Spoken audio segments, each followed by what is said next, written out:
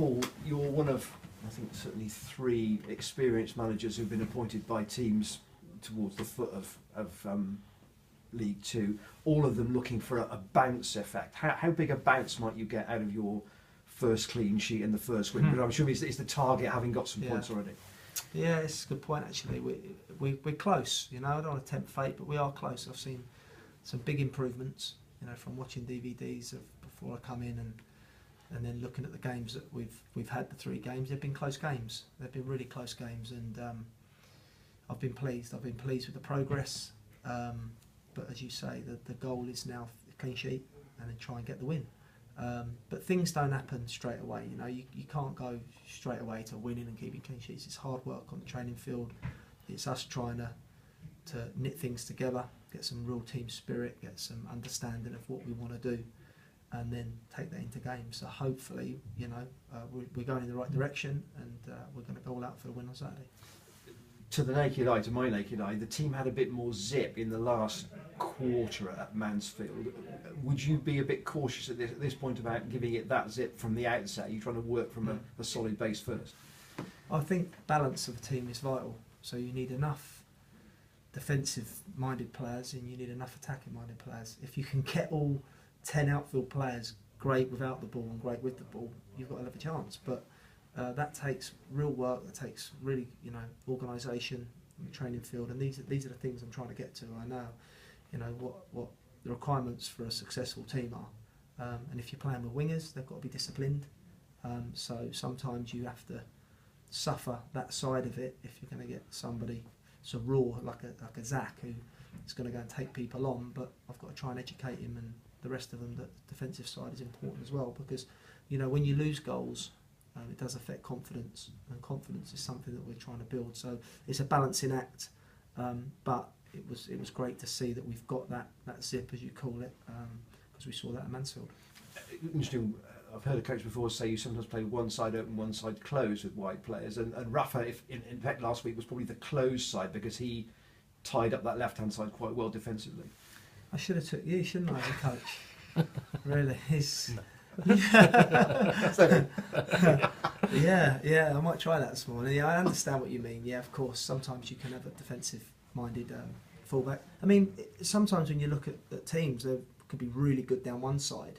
You know, you have to block that off. So it sort of goes hand in hand with playing with someone on the opposite side, really attacking, and someone a little bit more with more caution. But, you know, I just want to get to a stage with the team where, you know, if we're going to play wingers, they're really going to go at people, really go and take people. There's no point in playing with wingers if they're not going to go and take people on, right? But at the same time, they have to understand that they've got a job to do.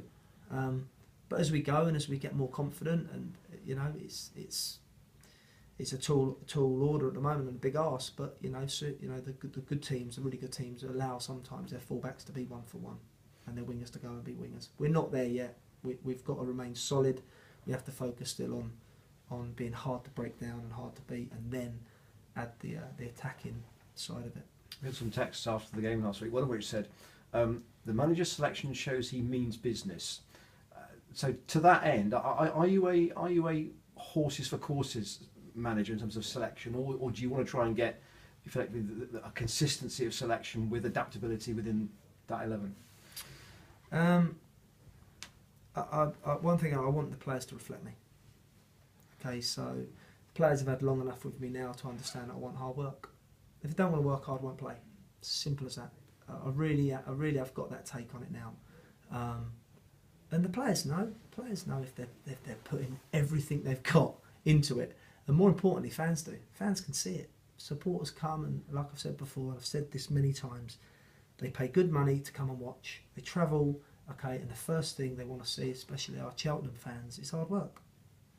You know, and if the players don't give that, and they don't try for every ball, and they don't put themselves on the line, they won't have a shirt, they won't have a Cheltenham shirt on, they'll have to go and get another shirt on. So the boys know that, everyone's putting in a shift at the moment, so that's what I want. Have you looked at Portsmouth much? I mean, it's kind of impossible to ignore their sort of split in form. The away form doesn't seem to anywhere near match their home form at the moment. I don't know, I think, you know, I want to focus on us. Of course, every week I'll look at the opposition, And Portsmouth, huge club, massive club. It's a big game for us. It's a big game for our players to go and play in. You know, Pompey with their history and, you know, everything that goes with, you know, being a Portsmouth fan. You know, it's huge. It'll bring big support. So it'll be a great game for us. But it's one we want to make our fans proud that we can go and compete with a big club and take the game to them. We've got a Portsmouth fan in our newsroom who says that you talk about wide players. Jed Wallace is, he says, their best player by a mile. I mean, is he somebody you say, yeah, decent player? I've not looked. It's Thursday morning, to be honest. I've not really looked. Tomorrow's the big day for me, where you know, I'll put stuff in the players' minds. You know, if you start putting stuff in the players' minds too early, you know, they start losing track of what they're about. So I want us to get into a position where we trust each other, okay, and we're ready for anything. I think you just got to be ready for anything, and the players working together, okay, doubling up in positions and helping each other. It's a team game, football. It's of course individuals at times can win games like young Zach did for us. You know, it's just brilliance what he did, sheer brilliance. But as a rule, if you want to win anything and you want to have some nice weekends, they've got to work as a team.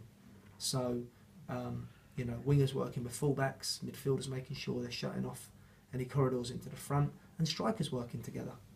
You know, so this is where we're trying to get to, and you know, set plays obviously is big as well. Is this where the Christmas programme starts for you? Is it the sort of 4-game run until the Oxford match? Yeah, I wouldn't know really, truthfully, when the games are as a rule. I'll focus solely on this game at the weekend. There's been no mention of Christmas. Nobody's come and said to me, what are we doing at Christmas? Because I think they know. We're training and we're preparing, we're professionals. You know, there is no Christmas. I'd love to have Christmas Day off. It'd be great, wouldn't it? And for us all to, you know, enjoy Christmas. The only way we're going to enjoy Christmas is if we pick points up. And the only way we're going to pick points up, we're working hard on the training field. So, you know, if I was to say, oh, we're not in tomorrow, day off tomorrow, everyone would probably look at me and go, what day for a game? So it's no different Christmas Day. How far Stevie Elliott from being fit, do you think? Well, Steve did a really hard session on Tuesday. He come straight back in and he didn't pull out of anything. And it was, you know, we probably worked for 3 hours on Tuesday, all different types of football work and running and mobility, and he did everything. He really put it in. And when we went into 11v11, it was really nice to see him on the pitch, actually, to see Steve on the field alongside people like Taylor, you know, and Troy and Demon. You know, he's definitely going to add value to us. You know, he's a leader. He's strong. He gives us a different way of playing. Okay, so we've looked at this week. We've looked at some, you know, different ways of us playing now, which the players are buying into, and we're all just sort of agreeing on, you know, what we are, get an identity, and certainly getting Steve back. You know, he's everything you'd want in a centre back. So selection-wise, provided no reaction to Tuesday, available for selection for the weekend? He would be available. I mean, even when he was injured, he said, you know, I think he's had to do a bit of that. Him and Matt have had to sort of step in, probably when they're not been 100%. I mean, Matty Taylor's been playing, you know, and then spending time with Wezzo, and that's not ideal. So we've had to be really careful. Now Matty even is back into full training, which he needs. You know, all the players, they need to be training. If you're 18 or you're in your 30s, you need to train. And you know, once we can get Steve back to full fitness, you know, we've got proper. Whether that's going to be for Saturday or the bench, I don't know. But he's certainly, you know, he's sitting over there. In both boxes, he's massive. And I know from watching him over the years, I'd much rather him in my team than on the opposition. Great, thank you. Obviously, decision to extend the deal with Amare. Yeah. He's obviously shown you enough in that short time to show that he's worth persevering with. Yeah, his contract was up in January, so I had to make a decision anyway. So, yeah, I think by virtue of me giving him 18 months shows you that I like him. He's in my plans. And the reasons I like him, you know, if you look at Amare, he's not had a lot of game time, but he really affected the game at Tranmere, which I watched, and he really affected the game at the weekend. I know Zach got the great goal, but Amare causes problems, right? And if you can get players in the team that opposition have to double up on, you know you're causing problems, and Amare's one of those. I see him as a, you know, he can play up top, he can play short, he can play wide, but he's got hunger. He's got a hunger to want to be a player. All right, and that you know by the interviews I've done, that's what I want. That's what I'm demanding.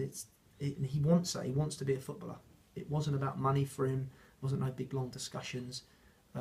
It was about him being a professional footballer. And I think because he's played non-league, and because he's had to go and work and play, he understands how lucky he is. And you know that this is he sort of, you know, his type is what we're looking for. And I think he's a really good prospect for us.